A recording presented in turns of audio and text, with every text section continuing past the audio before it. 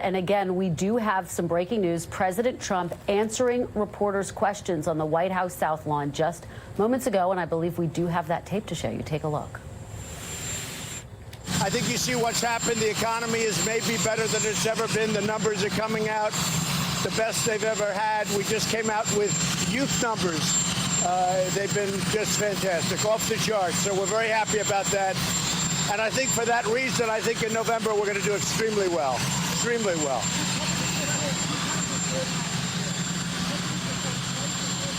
I'd like to see twice, but we're going to see. This took place when I had, as you know, the world's top executives, among the world's top executives, and the head of Pepsi-Cola, a great woman who is now retiring. She said, because I asked, what could we do to make it even better? And she said, 2 times a year reporting, not quarterly. And I thought of it, and it made sense to me, because, you know, we are not thinking far enough out. We've been accused of that for a long time, this country. So we're looking at that very, very seriously. We're looking at twice a year instead of 4 times a year. I don't know McRaven. I know that I've gotten tremendous response from having done that because security clearances are very important to me. Very, very important. And I've had a tremendous response for having done that. There's no silence. If anything, I'm giving him a bigger voice. Many people don't even know who he is, and now he has a bigger voice, and that's okay with me because I like taking on voices like that. I've never respected him. I've never had a lot of respect. And Senator Burr said it best. If you knew anything, why didn't you report it when you were before all of these committees, including their committee? So he had a chance to report. He never did. This was just came up lately, and it's a disgusting thing, frankly. Look, I say it again. That whole situation is a rigged witch hunt. It's a totally rigged deal. They should be looking at the other side. They should be looking at all the people that got fired by them. All of the people that got fired, they should be looking at Bruce Ohr and his wife Nellie for dealing with, by the way, indirectly Russians. They should be looking at Steele. They should be looking at all these FBI guys who got fired and demoted. It's a really weird, it's not us. It is a rigged witch hunt. I've said it for a long time.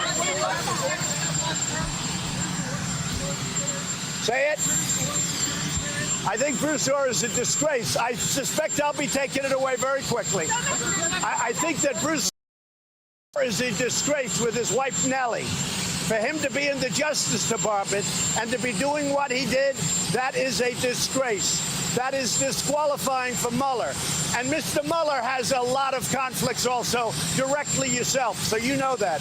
Mr. Mueller is highly conflicted. In fact, Comey is like his best friend. I could go into conflict after conflict. But sadly, Mr. Mueller is conflicted. But let him write his report. We did nothing. There's no collusion. But if he was doing an honest report, he'd write it on the other side. Because when you look at criminality and you look at problems, take a look at what they did, including colluding with the Russians, the other side.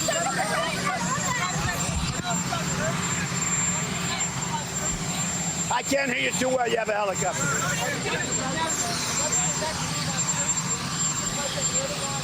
Well, Turkey's been a problem for a long time. They have not acted as a friend. We'll see what happens. They have a wonderful Christian pastor.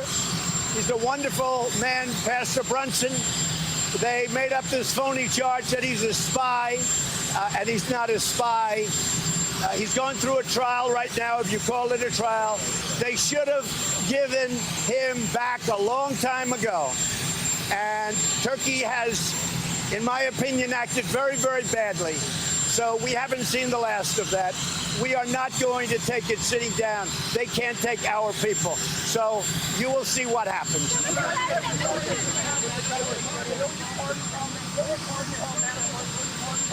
I don't talk about that now. I don't talk about that now. I think the whole Manafort trial is very sad. When you look at what's going on there, I think it's a very sad day for our country. He worked for me for a very short period of time. But you know what? He happens to be a very good person. I think it's very sad what they've done to Paul Manafort. Thank you very much.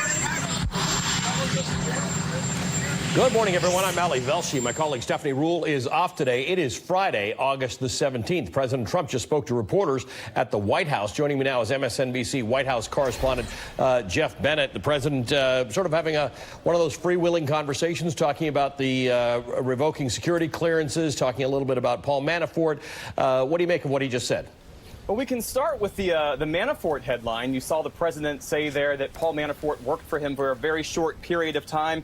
We've seen the president and White House aides do this in the past, where they try to really minimize and rationalize the president's connections to people who have been ensnared by the Russia probe. Remember how they called George Papadopoulos a coffee boy when he was, in fact, a foreign policy advisor for the campaign. And we should point out that Manafort worked for the Trump campaign from mid-March to August 2016. It was a crucial point during the campaign where it wasn't entirely clear that Donald Trump would emerge as the party's nominee. Manafort was brought in to really shore up all of the delegates. So the fact that, you know, the president makes the point that Manafort didn't play that big of a role in the campaign is just not true. And on the other headline of the day, the president's decision to pull the security clearance of John Brennan, that decision really triggering this remarkable rebuke from an unbroken chain of former CIA chiefs and deputy directors going back 2 decades, Ali. You saw the president really embrace the talking point that Richard Burr, the senator from North Carolina, offered up, and he was pointing to the op-ed that Brennan wrote for the New York Times, the headline of which said that the president's claims of no collusion are hogwash. Richard Burr makes the point, if he's purporting to know that as fact, well, why wasn't that included in the intel assessment that was released in 2017? You see the president embracing that position, saying he says he knew something. If that was the case, why didn't he say it? All right, Jeff, thanks very much. Jeff Bennett for us at the White House.